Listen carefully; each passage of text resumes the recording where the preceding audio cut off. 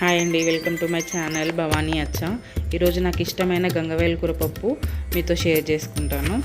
చాలా అంటే చాలా బాగుంటుంది కర్రీ. దీనికోసం మనం కందిపప్పు తీసుకోవాలి. ఒక 2-3 టైమ్స్ నీట్గా వాష్ చేసిన తర్వాత 1:3 రేషియోలో వాటర్ తీసుకోవాలి. దీంట్లోకి గంగవేల్ కూర కట్టలు ఒక 2-3 తీసుకోవాలి. కొన్ని పచ్చిమిర్చి, ఒక ఉల్లిగడ్డ, కొంచెం చింతపండు, వీటన్నిటిని చిన్న చిన్నగా కట్ చేసి మనం పప్పులో యాడ్ చేసుకోవాలి. గంగవేల్ కూర కూడా చిన్నగా కట్ చేసి కొంచెం వాటర్లో నీట్గా క్లీన్ చేసుకొని పప్పులో యాడ్ చేసుకోవాలి. అన్ని ఆకుకూరల కంటే గంగవేల్ కూర పప్పు చాలా టేస్టీగా ఉంటుంది. కొంచెం చింతపండు, పసుపు, ఆయిల్ వేసేసి కొన్ని వెల్లుల్లి రెబ్బలు వేసి ఒకసారి మొత్తం కలిపేసుకొని మనం విజిల్ పెట్టేసుకోవాలి.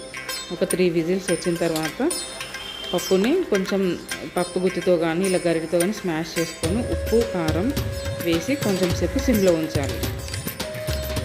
దీనికి తాలింపు పెట్టుకోవాలి. కొంచెం ఆయిల్ వేసుకొని జీలకర్ర, ఆవాలు వేసేసుకొని కొంచెం ఎండుమిర్చి, కరివేపాకు వేసుకొని కొంచెం పసుపు వేసుకొని ఈ పోపు మనం పప్పులో కలిపేసుకుంటే గంగవేల్ కూర పప్పు రెడీ. పాలకూర పప్పు, మన బచ్చల కూర పప్పు కంటే గంగవేల్ కూర పప్పు చాలా అంటే చాలా టేస్టీగా ఉంటుంది. కంపల్సరీ ట్రై చేయండి. Thank you for watching.